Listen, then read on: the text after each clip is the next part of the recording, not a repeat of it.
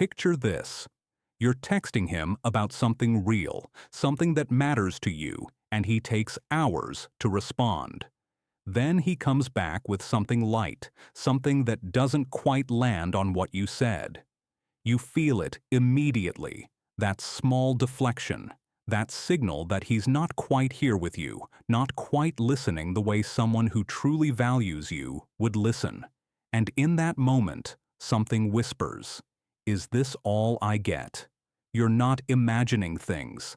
That whisper is wisdom speaking. Here's what I need you to understand from the very beginning. Some men don't come to love. They come to take. They come to borrow your warmth, your stability, your attention, your emotional labor. And then they leave when something shinier arrives or when the demands of actual partnership become real.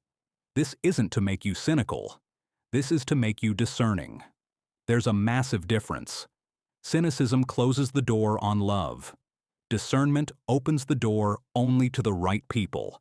And at this stage of your life, you deserve to know the difference before you've already given too much. Before we go any further, I want to ask you something, and I mean this genuinely. If this video is naming something you felt but couldn't quite articulate, I want you to like this video, not for me, for you. Because liking it is your way of saying, "Yes, I'm finally getting clarity."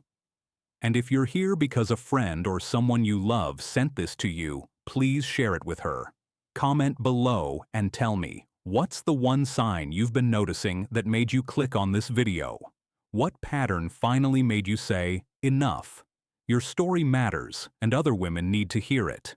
Subscribe and turn on that notification bell, because this channel exists to help older women like you stop second-guessing your instincts and start trusting them completely. And if this resonates deeply, consider leaving a super thank. It's your way of saying, this message deserves to reach more women who are tired of being treated as temporary. Now, here's exactly what we're going to do today. I'm going to give you language for the 5 specific ways that men show you, without saying it outright, that he's keeping you in a holding pattern. Not a relationship, a holding pattern. I'm going to show you what each one looks like in real life, with the exact words, the exact timing, the exact behaviors that signal this is temporary for him. Then I'm going to decode the psychology behind each one, so you understand not just what's happening, but why it works on someone like you. Someone with depth, someone with loyalty, someone with the capacity to love deeply. And most importantly, I'm going to tell you exactly what to do about it, not how to fix it. How to step back with dignity and clarity, and how to stop waiting for someone who was never planning to stay. Let's begin. Number 1, he creates intimacy in private, but distances himself in public or when it matters. This is one of the most painful patterns because it feels like he's hiding you. And often, he is. Here's what it looks like in real life. You're alone together, and he's tender with you. He touches your face. He tells you things he says he's never told anyone. He calls you beautiful, special, different from other women. The vulnerability feels real. It feels like love. But then you suggest meeting his friends. You bring up a family gathering. You ask him to do something publicly that says, "I'm choosing her." And suddenly he goes quiet. Or he says he's not ready. Or he makes an excuse that sounds reasonable in the moment, but doesn't hold up under scrutiny. Or maybe it's more subtle.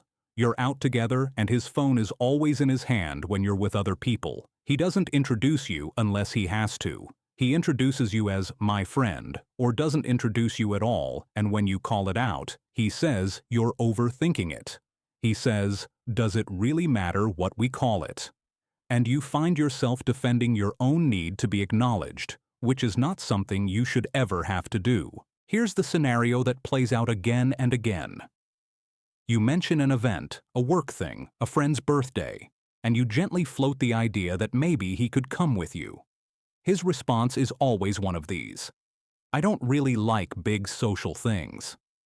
Let's just keep this between us for now. I'm not ready to meet all your people. Why does it matter what other people think?" When you press gently, he makes you feel like you're the demanding one. Like your need for public acknowledgement is unreasonable.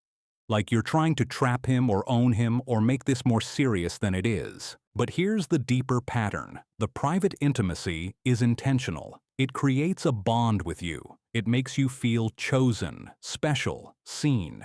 It's designed to keep you invested and quiet. The public distance is equally intentional. It keeps him available. It keeps his options open. It keeps him from having to defend you to people who matter to him, which would require actually claiming you.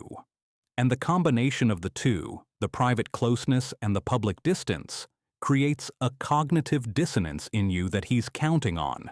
You become confused. You start to wonder if maybe you are being too demanding. Maybe he's just private. Maybe he's healing from something.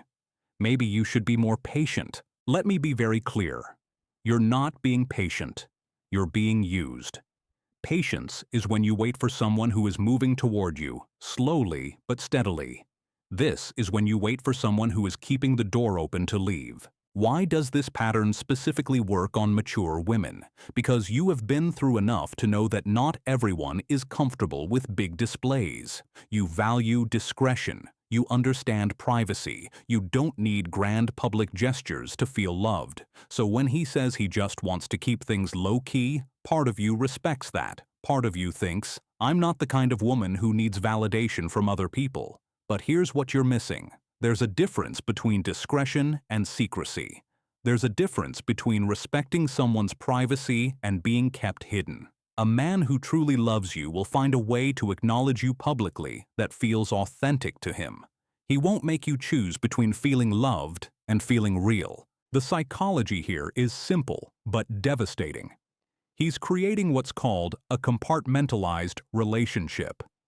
You exist in one box, the private, intimate box where he gets to be close and connected without any of the responsibility that comes with being publicly claimed. Other people exist in another box. The two never meet, and he gets to enjoy the benefits of both without committing to either. The private intimacy keeps you hooked because it feels real and deep. It gives you hope. It makes you think that what you share is special. And the public distance keeps him free because nobody, not his friends, not his family, not the wider world, knows you exist. If he decides to leave, there's no explaining, no fallout, no one disappointed but you. What do you do about this? First, stop accepting the narrative that you're being unreasonable for wanting to be acknowledged. You're not. Stop making excuses for why he's private. Stop telling yourself stories about how he's just damaged or guarded or busy. Instead, watch what he chooses. A man who values you will make space for you in his public life, not in a showy way, in a real way. He'll introduce you to his friends. He'll bring you to things that matter to him. He'll talk about you. He'll make room for you in the actual texture of his life. If he won't, if he consistently keeps you separate, then you need to see that for what it is. A clear statement that he's not building a life with you.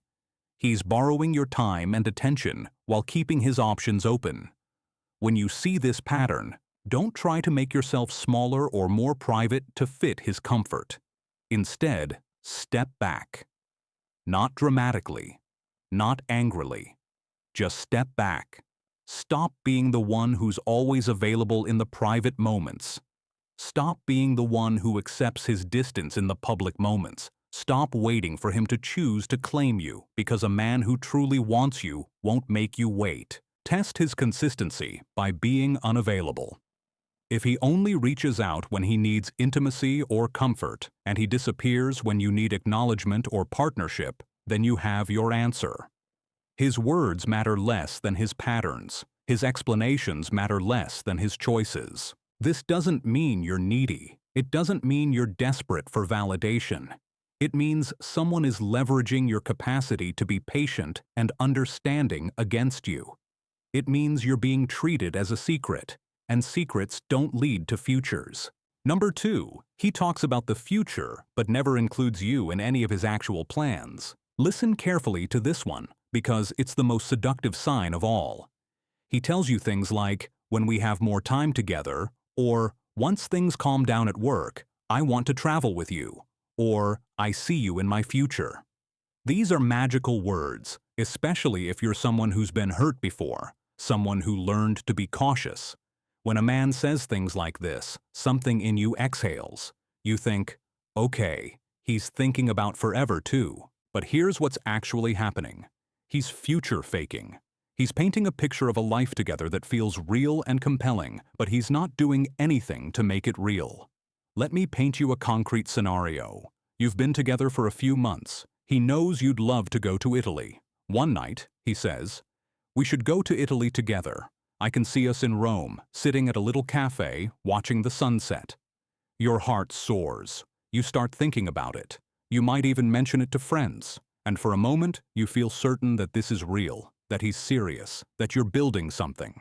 But then weeks pass. You gently mention Italy again. Maybe you say, "I found an amazing deal on flights. Want to look at dates together?" And suddenly, he has reasons. He can't get time off work right now. Money is tight. He's not sure about his schedule. He says, "Let's plan it for next year."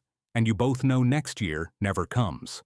Or he says, "We'll do it," in a way that feels dismissive, like he's saying it to make you happy in the moment, not because he actually intends to follow through. The pattern repeats with everything.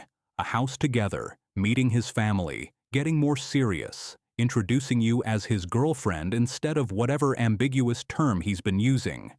Every single time, the words are there, the promises are there, but the action is missing, and because the words are there, you stay. You tell yourself that he's just going slow, he's just cautious, he's just working through something. You give him time, you give him space, you wait. Here's where this gets psychological, and it's important you understand this. When someone talks about the future with you, even if they don't mean it, it activates something in your brain called the future memory system. You literally start imagining those scenarios. You start rehearsing that trip to Italy in your mind. You start having conversations with him about the house you'd buy together. You start building a mental blueprint of a life that doesn't exist. And every time he mentions it again, that neural pathway gets stronger. You become more invested, not in what's actually happening, but in what might happen. This is why future faking is so effective. It costs him nothing. He gets to feel romantic, generous, and forward-thinking. He gets to watch you light up. He gets to feel like a good guy without actually committing to anything. And you get to feel hopeful. For a little while, the pain of the present is suspended because you're imagining the future. The loneliness is held at bay because you're picturing him there with you in that cafe in Rome. But he never buys the plane ticket. He never saves the money. He never checks his schedule because he doesn't actually intend to go to Rome with you. He intends to go to Rome with someone else, or alone, or with no one. Because by the time Rome is even a possibility, he'll have moved on to the next woman. Why is this particularly devastating for mature women? Because you've learned patience. You've learned that good things take time. You've learned that real love doesn't demand everything immediately. So when he says, "Let's wait until the timing is right," it sounds wise to you. It sounds mature. It sounds like he's thinking responsibly. But patience is a virtue only when it's reciprocated. When you're being patient and he's being deliberately vague, you're not being wise. You're being strung along. The other reason this works on you is that you've invested energy in imagining a future with him. At your stage of life, you're not rushing into things anymore. You're thinking about partnership, about building something real, about sharing your remaining years with someone who values you. So when he talks about the future, he's triggering something you actually want. He's speaking your language. He's naming the thing you're looking for. And the fact that he seems to want it to makes you feel less alone in that desire. It makes you feel like you've found your person. But he hasn't found you. He's just found a woman he can keep hoping, waiting, and invested while he figures out what he actually wants. What do? Watch his actions, not his words. A man who genuinely wants a future with you will take concrete steps toward it. He'll research those plane tickets. He'll talk about how much he makes and whether he can save toward a trip. He'll actually have conversations about what he's looking for in a partner. He'll introduce you to people who matter to him. He'll talk about logistics, not just dreams. He'll say things like, "I've been thinking about Italy. What months work best for you?" Not, We should go to Italy someday. The word someday is a graveyard. It's where intentions go to die. If he keeps talking about the future but taking no action toward it, don't confront him about it in an accusing way. Don't say, "You never follow through." Instead, get specific and watch how he responds. Say something like, "I'd love to go to Italy this summer. Let's actually plan it. What dates work for you?" Notice what happens. Does he get excited and start looking at flights? Or does he go quiet? Does he say he's not sure? Does he change the subject? The response you get is the data you need. It's the truth underneath the words. And here's the most important part. Stop mentioning future plans you'd like to do together without him being the one to initiate or follow through on the planning. If you're always the one who has to make it real, booking the hotel, researching the dates, sending him the links, then you're not in a partnership. You're managing a relationship with someone who won't show up. Let him be the one to suggest things and follow through. See if he actually does. In most cases, with a man like this, he won't, and that silence, that inaction, is your answer. This doesn't mean you're not worthy of future planning. It means you're waiting for someone who never intended to build a future with you in the first place. His words were never a promise. They were a pause button. They were a way to keep you still while he figured out what he actually wanted. And what he wants is not you, not permanently. Number 3, his attention ebbs and flows based on what he needs, not based on your importance. There's a rhythm to real love, not a constant, relentless rhythm, but a steady one. He reaches out. You reach out. There's a back and forth that feels like dance steps you both know. But with a man who sees you as temporary, the rhythm is entirely off. His attention is a tide. It comes in strong when he wants something. Intimacy, comfort, someone to listen to his problems, validation that he's a good guy. And it recedes just as quickly once he's gotten what he needs. Let me show you what this looks like. For the past week, he's been distant. Not mean, just distant. He texts less frequently. The conversations are shorter. When you try to talk about something that's bothering you, he seems distracted. You tell yourself that he's just stressed with work. You don't want to add to his burden, so you pull back too. You go quiet. You stop reaching out. And then, after 3 days of silence, he suddenly appears with a long message. "Hey, I've been thinking about you. I miss you. Come over tonight. I need you." And your heart, which was starting to guard itself, cracks right back open. You go to him. You show up. You give him whatever he needs. Physical closeness, emotional support, your presence, your energy. And for a moment, everything feels right again. He's tender. He's attentive. He's the version of him that makes you believe in this relationship. But it doesn't last. Within a few days, he's pulled back again. He's busy, or he's tired, or he's dealing with something, or he just seems less interested. And you're back to wondering what you did, if you said something wrong, if you should have been more understanding, more flexible, more willing to give him space. This pattern is called intermittent reinforcement, and it's one of the most powerful psychological hooks that exists. You know what creates the strongest addiction? Not consistent reward, not even consistent punishment. Inconsistent reward. The variable ratio schedule. Sometimes you reach out to him, and he comes back with love and attention and everything you want. Sometimes you reach out, and he's cold and distant. But because it's unpredictable, because you never know which version you're going to get, you keep trying, you keep hoping, you keep reaching out, because maybe this time will be the time he comes back with that flood of affection. He's creating a slot machine, and you're the one putting coins in. Here's the concrete scenario, because I want you to see yourself in this. Tuesday morning, you send him a text, nothing demanding, just something you thought of that made you think of him. No response for hours.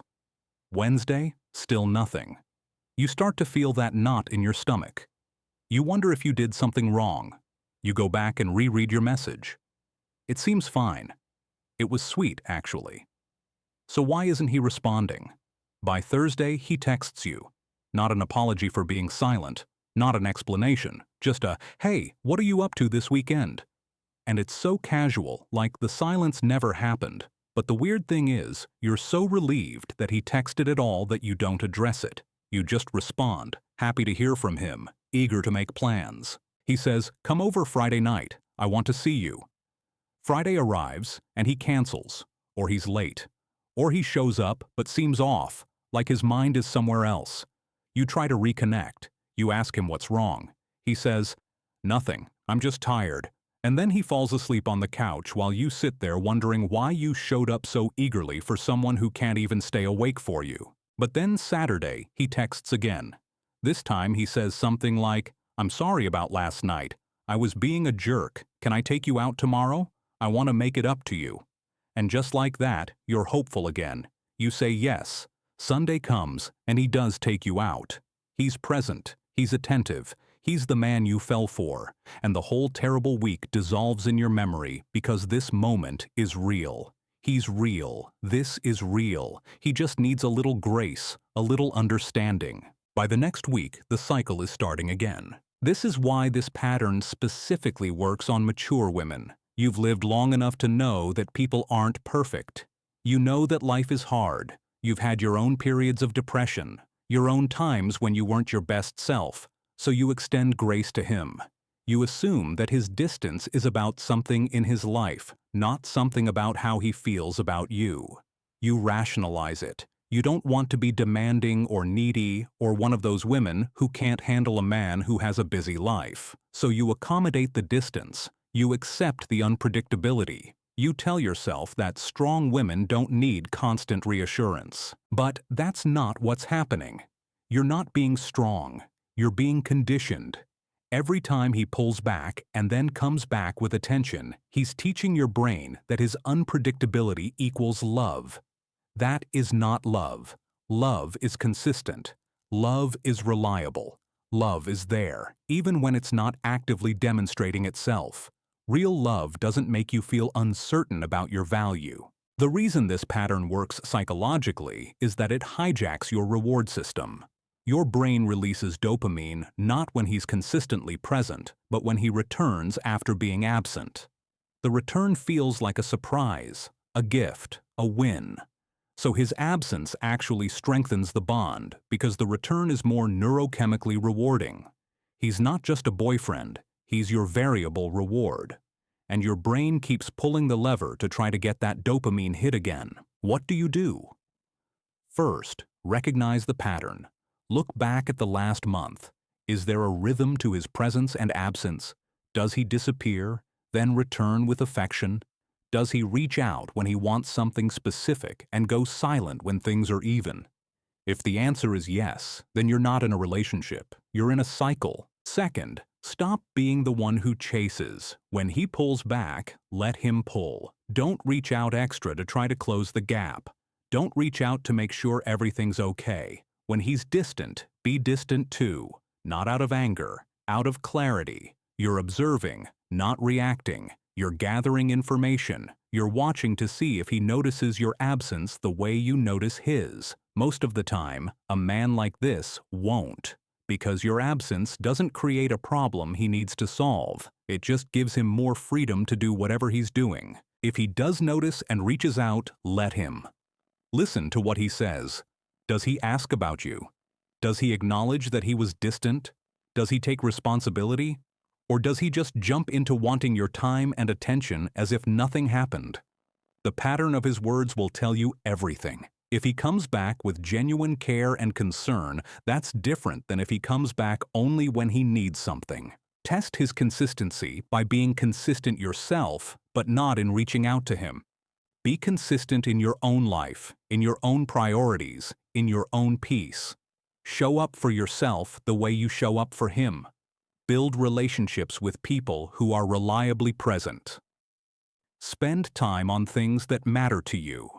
And watch what happens when you're not available for the intermittent rewards. Does he show up more? Does he get frustrated that you're not as responsive? Does he seem to care less because you're not playing the game? Most likely, he'll seem to care less. And that's the moment you know for sure. You were never the priority. You were the option.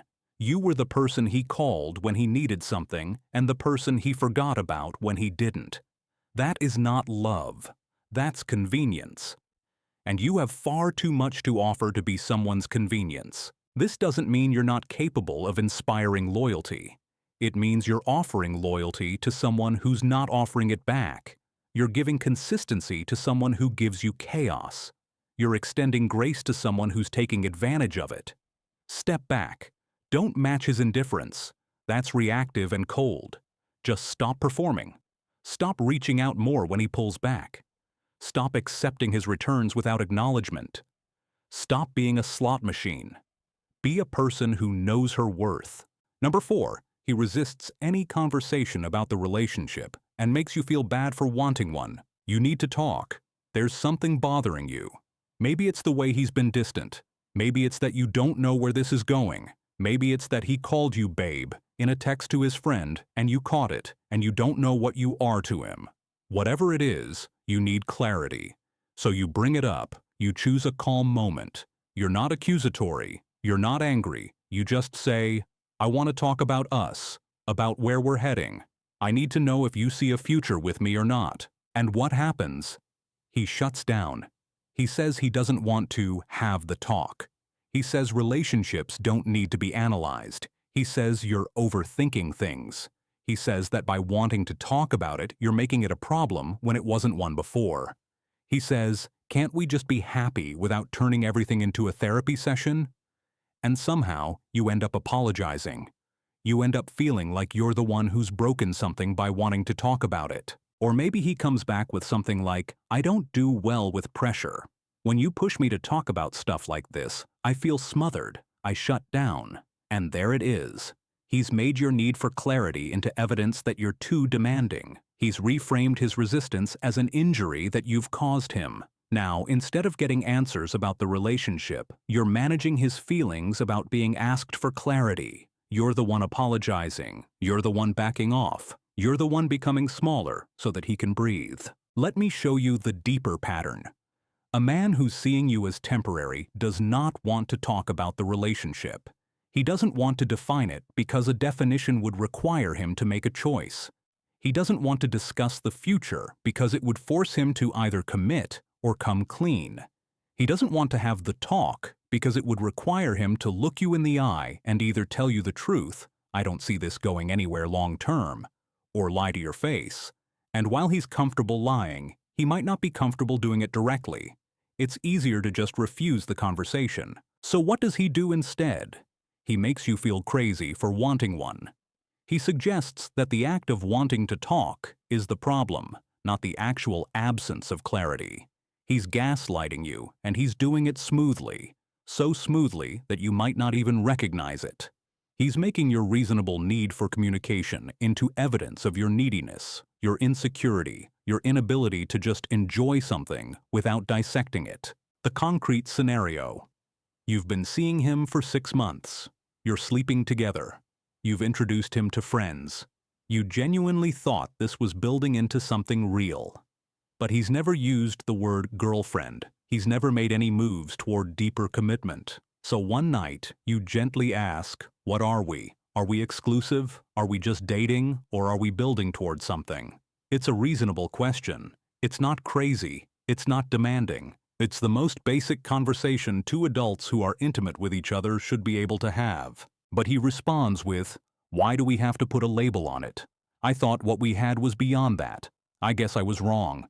And with that one sentence, he's made you the bad guy. He's made you the one who's desperate to categorize things, who can't just enjoy something without defining it.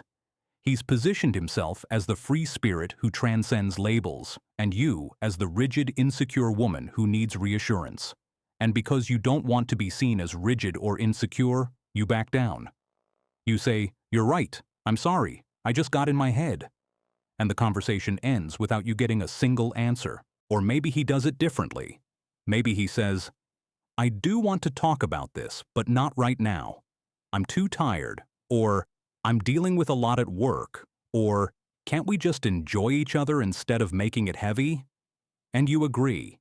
You tell yourself that you're being patient and understanding. You tell yourself that there's no rush. But the conversation never happens. 6 months become a year. A year becomes 18 months. And you're still in this undefined space, waiting for him to be ready to define it, not realizing that his unwillingness to define it is the definition. His refusal to commit is a commitment to keeping his options open, to keeping you uncertain, to keeping you working to figure out where you stand. Why does this work specifically on mature women? Because you've learned that good communication requires patience. You've learned not to be reactive. You've learned that sometimes a man needs time to open up about his feelings. You value emotional intelligence, and you understand that not everyone processes emotions the same way. So when he resists having the conversation, you don't see it as a refusal to be honest. You see it as a sign that he might need gentleness. You see it as something to work with, not work against. But here's the distinction. There's a difference between giving someone time to process emotions and accepting indefinite avoidance of basic adult communication. A man who cares about you will want to have this conversation because he'll want you to feel secure. He might be nervous about it. He might want to take time to think about what he wants to say, but he'll have it. He won't indefinitely refuse. He won't make you feel crazy for asking. He won't turn your need for clarity into evidence that you're clingy. The psychological mechanism here is control through ambiguity. As long as the relationship is undefined, as long as the future is unclear, as long as you're not sure where you stand, you're focused on him instead of on yourself. You're spending your mental and emotional energy trying to figure out what he wants, what he means, what you should do. You're not building your own plans. You're not investing heavily in other people or other areas of your life because part of you is always in this relationship, always trying to figure it out, always hoping that next time you talk about it, he'll finally commit. If the relationship were defined, you'd have to face something real. You'd either be in a committed partnership or you'd have to break up. There would be no in-between. So he keeps it in the in-between, and in that gray space, he has all the benefits. Your time, your attention, your body, your emotional support, with none of the responsibilities.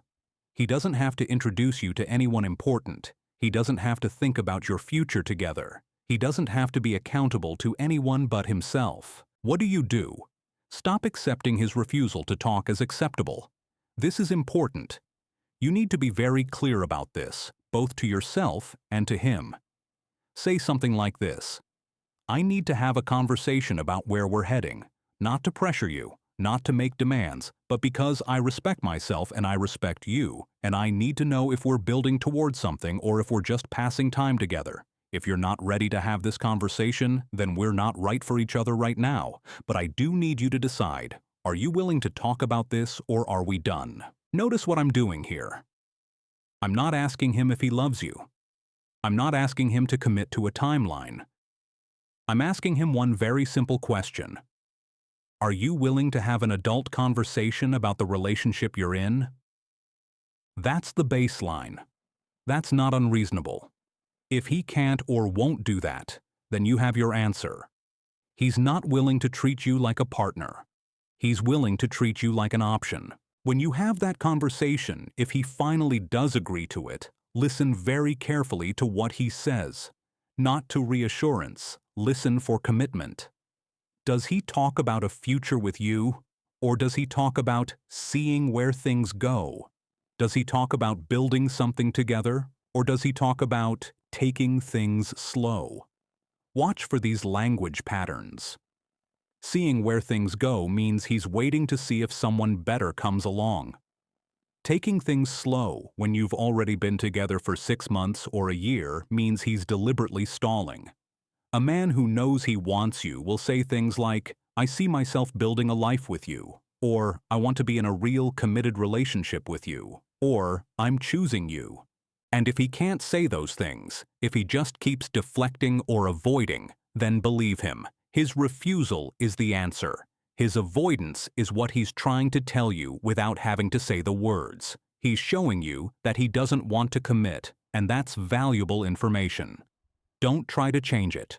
Don't try to prove to him that you're worth committing to. Don't try to be more patient or more understanding or more of whatever you think he needs. Just step back, This doesn't mean you're not worth talking about. It means you're waiting for someone who doesn't have the emotional capacity or the integrity to show up for you in that way. And that's not a reflection on you. That's a reflection on him. You're not too much. You're just too much for him. And that's okay. That means he's not your person. I need you to understand something crucial. I'm about to give you the fifth sign, but before I do, I need to zoom out and give you the big picture, because this is where so many women lose themselves. Everything we've talked about so far, the compartmentalization, the future faking, the intermittent reinforcement, the resistance to define the relationship, all of these things work together to create something. They create what I'm going to call the confusion economy. And this confusion economy is deliberate. It's not an accident. It's not something that just happens because he's emotionally unavailable or because he's been hurt before. It's something that serves him perfectly. When a relationship is unclear, when the boundaries are fuzzy, when you don't know where you stand, you become focused on solving that uncertainty. You become obsessed with figuring out what he's feeling, what he wants, what his silence means. You read his texts over and over. You analyze his tone. You wonder if that emoji means something. You replay conversations, looking for clues. You ask your friends what they think. You lose sleep. You lose peace. And while you're doing all of that, while you're spinning and analyzing and trying to figure it out, he's doing whatever he wants. He's available to other women. He's not thinking about you. He's not organizing his life around you. He's just going to work, living his life, and knowing that when he needs comfort or attention or validation, you're there, waiting, still trying to solve the puzzle of him. This is the mechanism that keeps you trapped. It's not love. Love doesn't feel like a puzzle you have to solve. Love doesn't make you feel uncertain about whether you matter. But confusion does all of that. Confusion keeps you working. Confusion keeps you hoping. Confusion keeps you invested because you think that if you just understand him better, if you just love him more, if you just give him more time, the confusion will clear. But it won't. Because the confusion is the whole point. The confusion is what's keeping him in control. I'm telling you this not to make you feel small or foolish. I'm telling you this because awareness is the first step to freedom. You're not weak for falling into this pattern. You're not foolish for hoping it would work. You're human. And a smart, deliberate person figured out how to use your humanity against you. That's on him, not on you.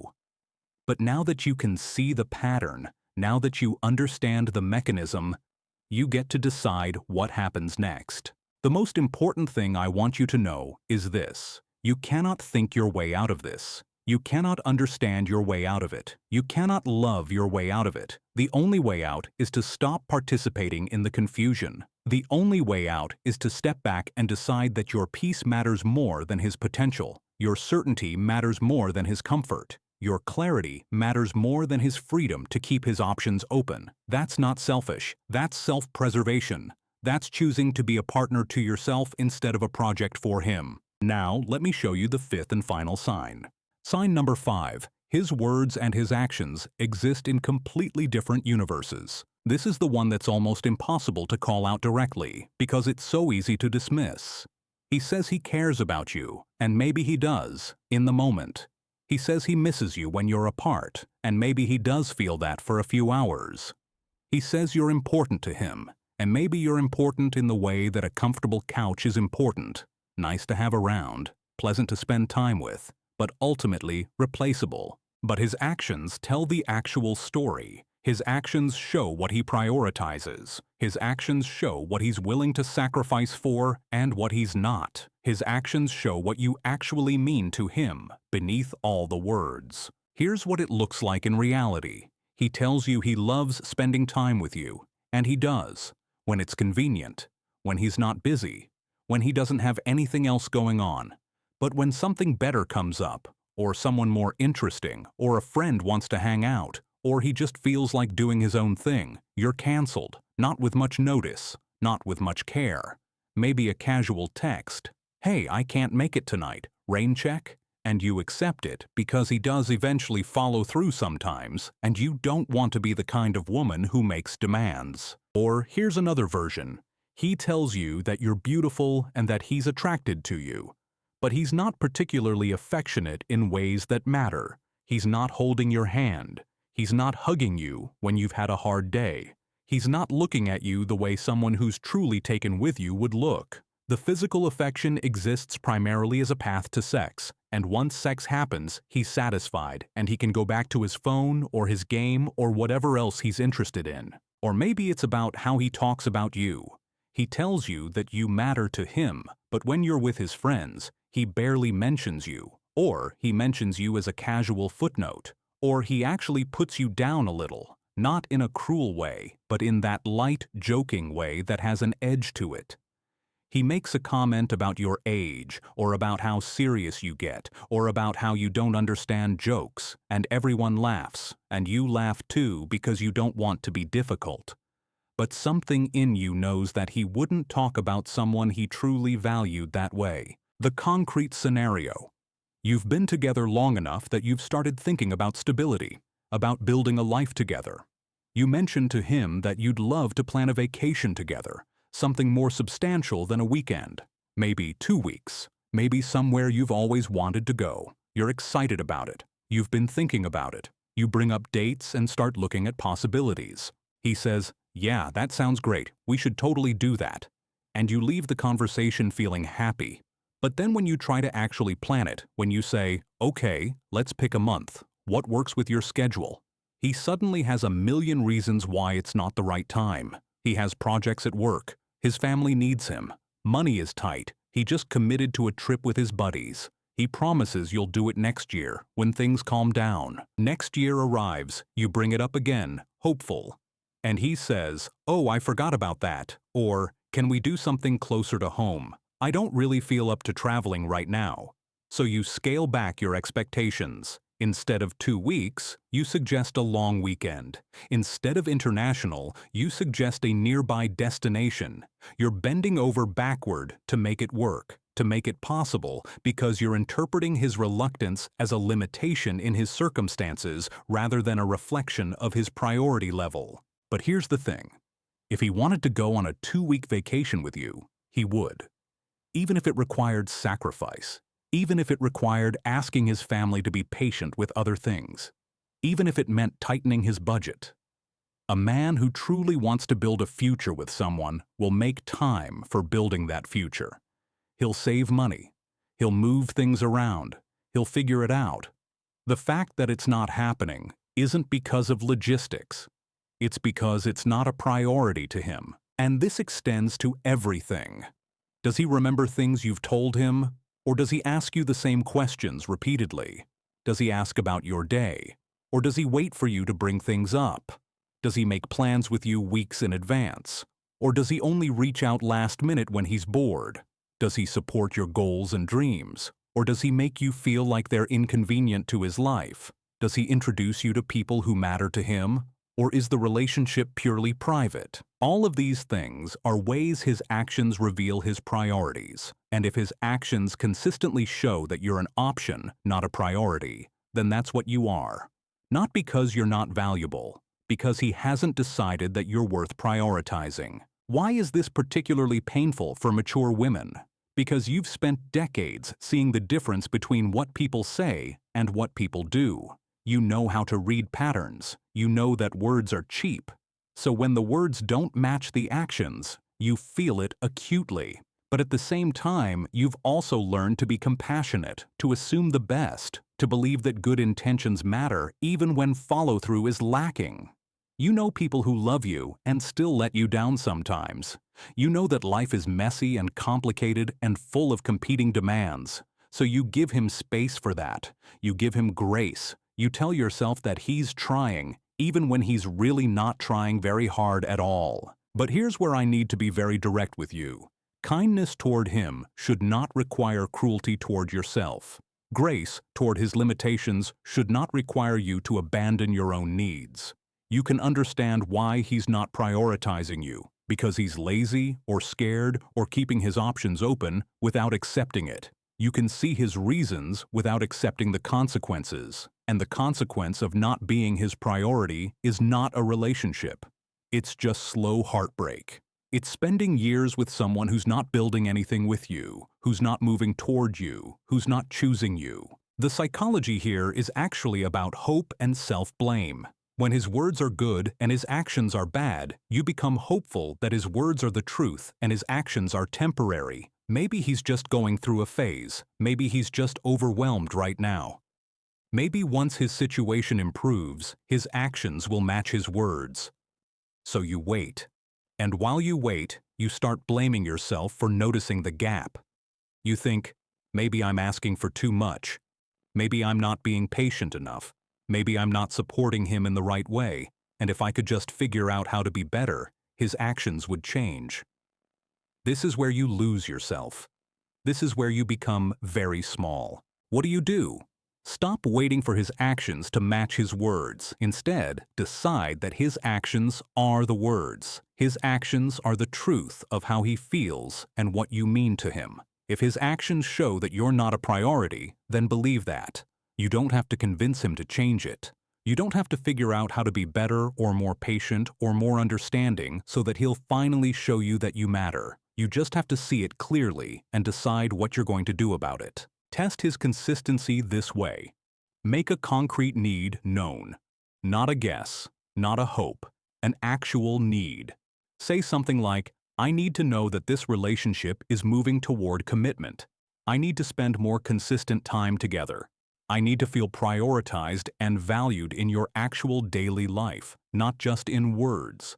Then, do not remind him, do not hint at it. Just wait, watch what he does with that information. Does he step up? Does he actually change his behavior? Or does he say he understands and then go back to doing exactly what he was doing before? Most of the time, nothing changes because his words were never a commitment. They were a way to make you feel heard without actually changing anything.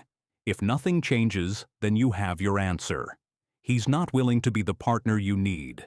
And that's not a failure on your part. That's just incompatibility. That's just clarity. And clarity is a gift, even when it hurts. This doesn't mean you're too demanding. It doesn't mean your needs are unreasonable. It means the gap between his words and actions is telling you something important. It's telling you that he likes the idea of having you in his life, but he doesn't like the reality of what that requires. He likes how you make him feel when he's with you, but he doesn't like having to show up for you consistently. He likes the comfort of your attention, but he doesn't like the responsibility of your heart. When you see this pattern clearly, when you understand that his words don't translate to his actions, and probably never will, you get to make a decision. You can keep waiting for the actions to match the words, which means you keep waiting forever. Or you can step back. You can decide that you deserve someone whose words and actions are aligned. You can decide that you deserve consistency, not just in his words, but in his actual behavior. You can decide that you're not waiting for someone to eventually get around to prioritizing you because that moment might never come. We've talked about 5 clear signs that he sees you as temporary: compartmentalization, keeping you hidden while enjoying intimacy with you in private, future faking, painting a picture of a future together that he never actually builds, intermittent reinforcement, appearing and disappearing based on his needs, keeping you hooked on the unpredictable returns, refusing to define the relationship, making your need for clarity into evidence of your neediness. And finally, the gap between his words and his actions, where the things he says don't translate into the way he actually treats you. These are not small things. These are not misunderstandings that a conversation can fix. These are patterns. These are choices. These are the way he's chosen to relate to you, and they're telling you something very important about how long he intends to stay. Here's what I want you to remember, and I want you to write this down if you need to. Your time matters, not eventually, not when he's ready, not when things calm down, right now. Your time is a finite resource, and you cannot spend it waiting for someone to decide to show up. Your peace matters, not less than his comfort, not after his needs are met, right now. Your peace is more important than his freedom to keep you uncertain. Your standards matter. Your need to be known and claimed and prioritized. These are not negotiable. These are not evidence that you're too much. These are baseline human requirements for a real relationship. And here's the truth that a lot of women your age have learned the hard way. Real love doesn't punish you for asking for clarity. Real love doesn't ask you to shrink. Real love doesn't make you feel less than or temporary or like you're always waiting for someone to finally choose you. Real love is consistent, it's reliable, it moves toward you, it prioritizes you, it wants to integrate you into the actual texture of the person's life, not keep you compartmentalized. Real love has words and actions that align. It has a future that's being actively built, not just theoretically discussed. If what you have is not that, then what you have is not love, even if he's a nice person, even if he cares about you in his own way, even if he's not actively cruel or malicious, even if you love him deeply and would do anything for him, even if leaving would hurt like hell, even if the thought of letting him go makes you feel like you're making a mistake. None of that changes the fundamental truth. If he's showing you all 5 of these signs, he's not building a life with you. He's just passing time. And you don't have to wait for him to leave. You can leave first. You can take your time, your peace, your heart, and your standards, and you can redirect all of that toward your own life, your own future, your own peace. You can invest in friendships that are reciprocal. You can pursue goals that light you up. You can save money for that trip to Italy and go alone, or with friends who actually show up. You can be single and whole, which is far better than being partnered and fragmented. I know this is hard to hear. I know you might be sitting there right now, recognizing some or all of these signs in your own situation, and your chest might be tight and you might feel a little bit like the ground is shifting. That's not a sign that I'm wrong. That's a sign that you're facing something you've maybe been avoiding, and that takes courage. But I also want you to know something else. There's a version of your future where you're not waiting anymore, where you're not analyzing his silences, where you're not making excuses for his behavior, where you're not holding your breath, hoping this is the week he finally claims you, where you're not asking friends what they think he meant by that text. That version of your future is available to you right now, not eventually. Now. All you have to do is decide that you're worth more than temporary. All you have to do is step back. If you're watching this and you're seeing your relationship in these patterns, I want you to do something. I want you to sit with it for a few days, not to decide anything, just to observe. Watch his patterns. Watch how he communicates. Watch where your time and energy go. Watch what you get back. Don't try to fix it yet. Don't try to change it. Just see it clearly. And then, if you decide you need to have a conversation, the real conversation about whether this is actually going anywhere, I want you to know that you deserve answers, not excuses, not explanations, not reassurance, actual answers. And if he can't or won't give them to you, then you have all the information you need. You might be wondering, okay, but what if I'm wrong? What if I step back and he wakes up and realizes he made a mistake? Here's the truth. If he wakes up and realizes he made a mistake, he'll tell you. He'll show up. He'll do the actual work of rebuilding trust. But you can't make that happen, and you can't wait around hoping it will. You have to live your life as if he's shown you exactly what he intends. And if he changes, great. But that gets to be a pleasant surprise, not a requirement. This is not about becoming hard or cold or cynical. This is not about closing your heart to love. This is about becoming discerning. This is about being soft but not self-abandoning. This is about staying open to real love while protecting yourself from people who are only there to borrow what you have.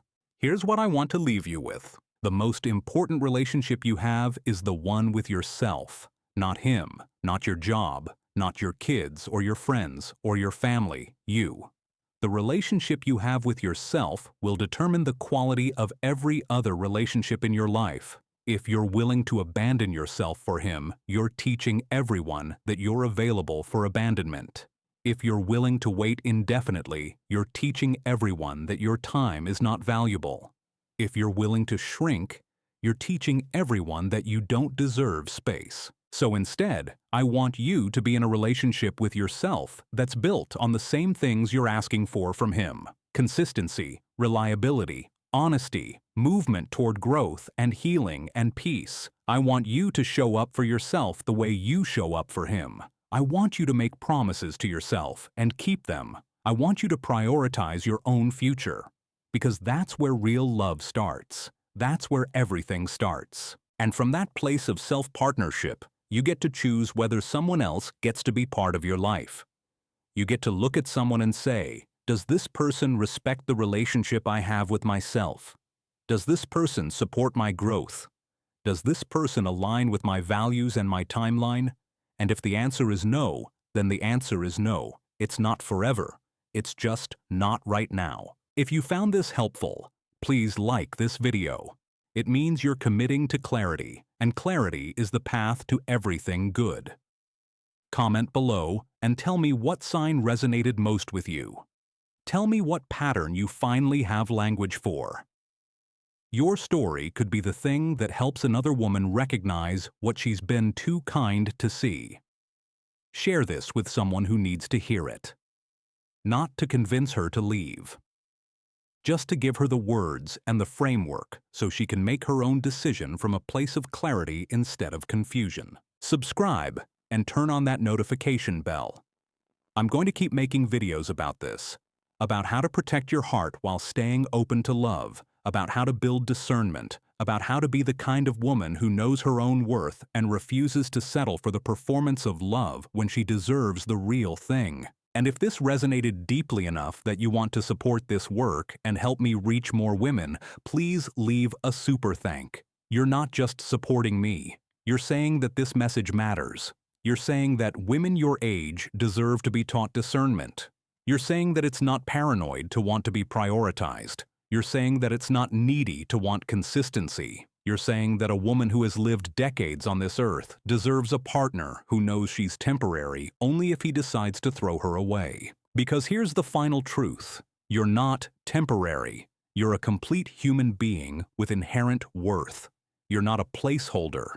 You're not a practice round. You're not a convenience. You're a woman who has built a life, navigated heartbreak, learned hard lessons, and still has the capacity to love. That is not temporary. That is extraordinary, and you deserve to be treated like it. The most important thing is this. Trust your instincts. You're not paranoid. You're not overthinking. You're not asking for too much. You're listening to something real. Your gut knows. Your intuition knows. That quiet voice inside you that's been whispering, something's not right here. Listen to it. Believe it. Act on it. And know that walking away from confusion is not heartbreak. It's clarity. It's self-love. It's the beginning of everything good. You deserve that. You deserve all of that.